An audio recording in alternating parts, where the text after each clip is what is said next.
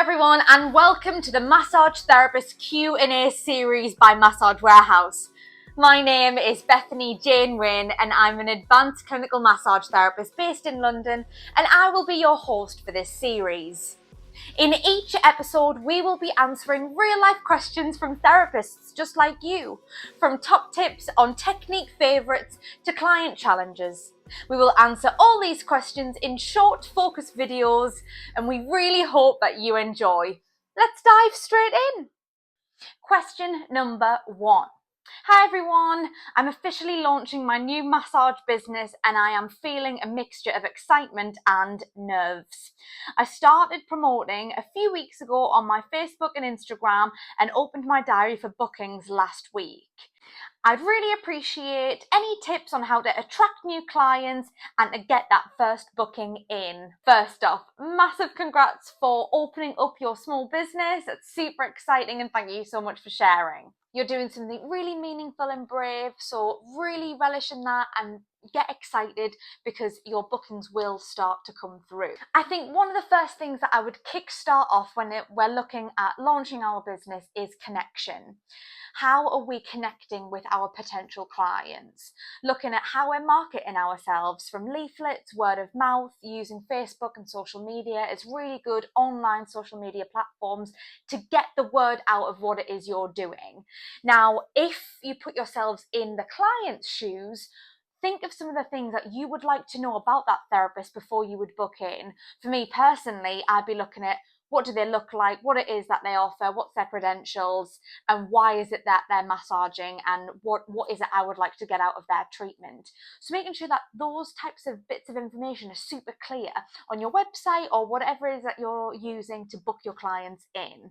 Connection with our clients is super important, even before they get on the massage couch. Also, word of mouth, leaning on our community, and don't be afraid to do so. Asking friends and family, work colleagues, other massage therapists in the area, other complementary therapists in the area to share the work that you're doing so that you can welcome people in to support them with your therapy. This could also be the perfect time to offer potential clients an introductory discount. Things like your first treatment could be 10% off, or refer a friend to me for your first treatment and you both receive 10% off, something along those lines to entice people in so that they can work out what it is that you do and if you could be the right person to support them. Importantly, stay consistent. Even if you see a lull in your bookings, look at other ways that you can get your word out there, sharing some leaflets, going around the local area, doing some talks, making sure that you're posting on social media or updating your website. Keeping things up to date can be really, really important in those times where it might seem a little bit quiet as you're getting things off the ground. We wish you all the luck in the world. Question number 2. How do I keep clients coming in when bookings are dipping and massage feels like a luxury for many right now? I totally hear you, and I think a lot of people watching this Q&A series will completely agree. Often people come and see us as a last minute, their body is screaming out for some support, and they see massage as that one-off luxury. Obviously, as we know, sometimes massage can be looked as a spa treatment, something that people might get every now and then to treat themselves, and won't necessarily treat massage as that preventative maintenance care that we all deserve. My first tip would be focus on value and not discounts. So making sure that you're explaining to clients the importance of massage therapy on the more mental aspect, understanding that it can support with stress levels, stress reduction, if they're suffering with anxiety, whatever it is that's your niche within clinic, particularly even if you're an advanced clinical massage bodyworker like myself, you could be explaining how massage can support to bring down their pain and increase their range of motion, and making sure that the client is educated on why the work that you're doing is helping them. Making sure that their aftercare advice is something that you want to be checking in with so that they understand that it's a therapeutic alliance and it's a journey that both the client and the therapist will go through together to support them. When money is tight, and that's something that we can all appreciate and understand, offering a reduced session can be super helpful in this instance. If a client can't afford within their budget a 90-minute treatment or a 75-minute treatment, are you offering them a reduced timed treatment? For example, if the client can no longer afford a 60-minute treatment, could they potentially afford a 45-minute treatment, and what would that look like? This would also lead into my other point about having block bookings or memberships, so that you're offering them something with the idea that it's an added discount if they're buying more. In my clinic, I have block packages. So if they were to block out 6 1-hour treatments with me, or 3 or 5 or 10, there's an additional incentive of a discount there. Overall, if they divide it per treatment, they're getting a discounted price, saving money, but also making sure that they're booking in to prioritize themselves. There's also other options here on loyalty points, offering refer a friend discounts, offering bundles that prioritize clients so that they understand what it is that they're working on and how it can support them. One thing that I do in my clinic is using social media as a really helpful tool on educating clients. Obviously, I offer self-care and send emails and PDFs and share with my client depending on what it is I'm working with them, but using social media as a tool to educate, explaining on social media why certain stretches or certain techniques in clinic might help with certain pathologies or conditions or injuries, can then entice clients in to understand the importance of massage therapy, so that they're not looking at it as this one-off luxury, but they're understanding it as an affordable necessity. Checking in with your regulars, making sure that they're understanding the importance of therapeutic alliance, making sure that they are doing well, what else can you be supporting them with, so that they understand the journey that you're both on together. And I think lastly, when we are having a quieter time in clinic and maybe the cost of living has really hit and people are saving their money, using your time wisely. Don't just take it as my business isn't doing very well, I'm losing out. What else could you be doing in that time? Could you look at how you could be working online? Could you be updating your website? Is there a CPD you could be jumping on?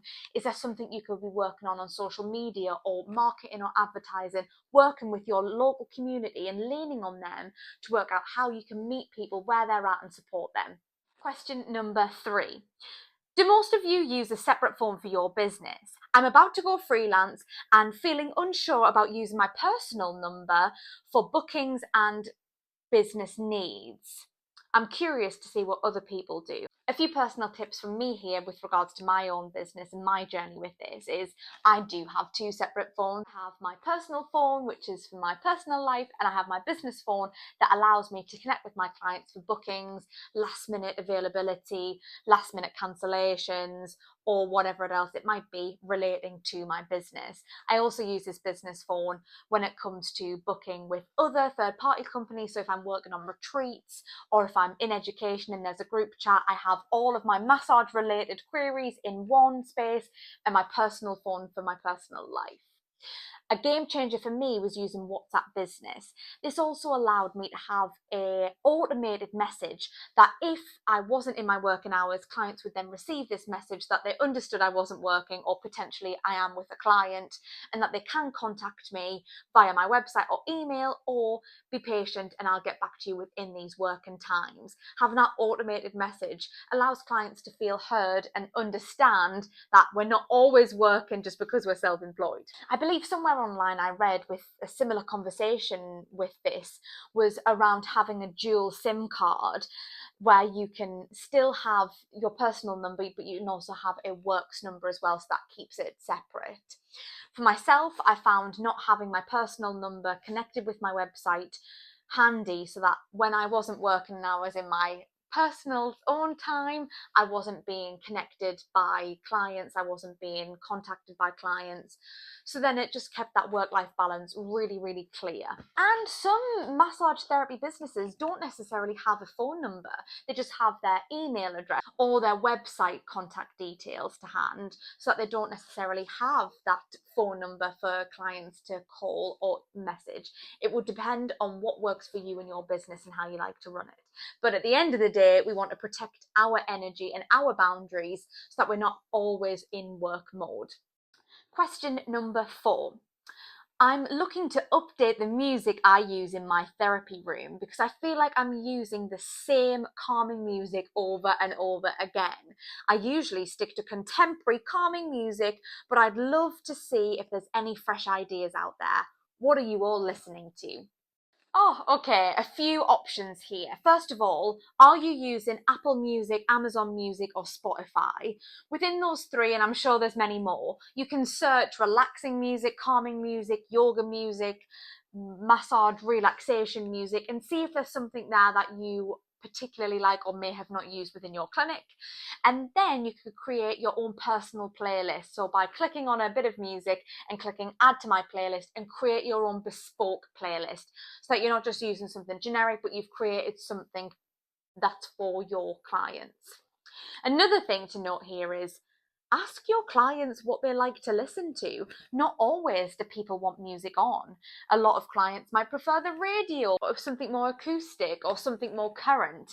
Not always do we suspect that they want the same music that we would associate with a relaxation massage.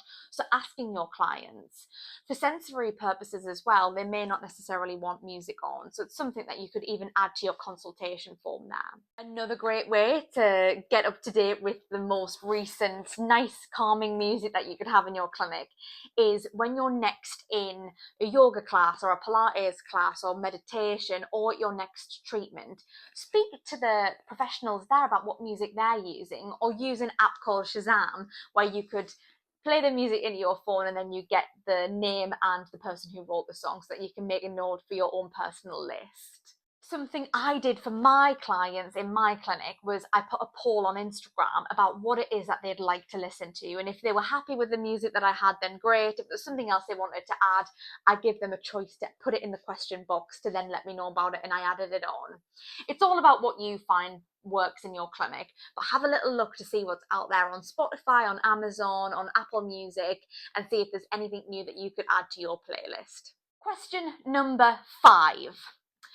I received recently a disturbing phone call from someone requesting inappropriate services, which has left me feeling quite shaken. I clearly told them it was unacceptable, but they dismissed me.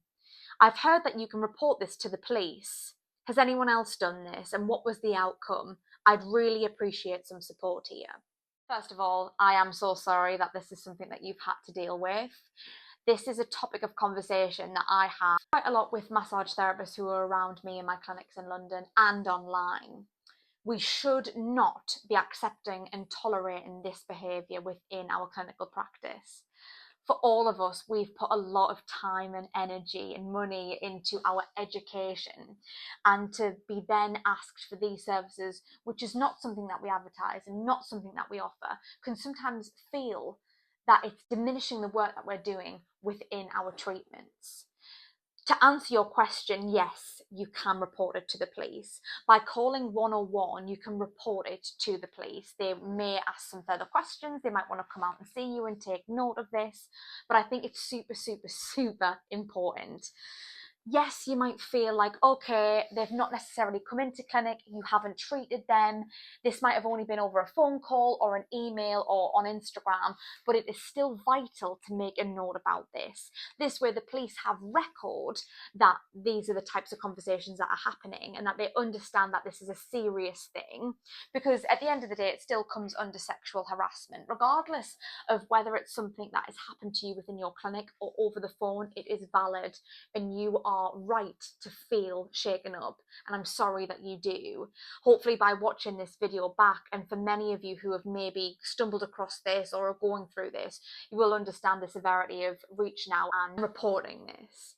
We have a duty of care to our clients that we treat, but we also need to make sure that we are safe as massage therapists too. So make sure you report it. You can also reach out to your union and your insurance. You could maybe let them know and speak about it with other massage therapists and see what it is that they're doing to keep themselves safe. Me personally, in my clinic, I have a lone person alarm, like an SOS type button that you can get, I'm sure, on Amazon or websites if you have a little Google, where you can have an alarm that you have on your person button with you, so that if you felt unsafe within clinic, if you're worried about something, you could press it and you would know that somebody would be alerted within the authorities to come and support you. Also having CCTV footage or making sure that your booking system is really, really clear, that you do not accept or tolerate any of this sexual harassment, abusive language or behaviours. It's such a shame that we have to handle this as massage therapists. But like I say, we have to keep ourselves safe, and these things do come up, so it's good to talk about them. So thank you so much for bringing this up. Question number 6. With the warm weather coming in, I'm noticing more and more that clients are coming into my clinic with smelly feet. Besides asking them to wash before the appointment, do you have any tips or tricks for managing this during the massage? This is such a great question, and I'm sure many people have been suffering with this in their clinic. Warmer weather does welcome this, unfortunately. And besides having that really nice, gentle chat with our clients about this, there's a few other things that you could do. Having some fresh scented wipes or oils within your clinic to wash down the client's feet could be really nice. Peppermint and tea tree oil can be really nice to neutralise odours quite quickly. We often have spare towels on hand for our clients when they're coming in for treatments, but having an extra one there for them to support their feet might be really welcome. Making sure that the clinic is well ventilated, that you have a room spray or fresh air coming in between each client can be really helpful here too. For clients to wear breathable socks and shoes so that we can support this if necessary. And if this is a reoccurring issue, this could be something that you could gently speak to the client about, so that you could maybe support them with further practitioners outside of your remit in case it was anything underlying like a fungal infection. These simple steps will hopefully be able to support you and make the clinic feel and smell a little bit more pleasant. Thank you so much for watching the Massage Therapist Q&A series brought to you by Massage Warehouse. If you have any questions, thoughts, or experiences that you'd like to share, be sure to drop them in the description below. And if you have a question that you would like to be answered on the next series, be sure to add that too and we will answer it. We are on a mission to grow a community of massage therapists online that is supportive and engaging, and we would love for you to be a part of it. So be sure to check the links in the description below on how you can become a part of our wonderful growing community. And in the meantime, be sure to take care of yourself and each other.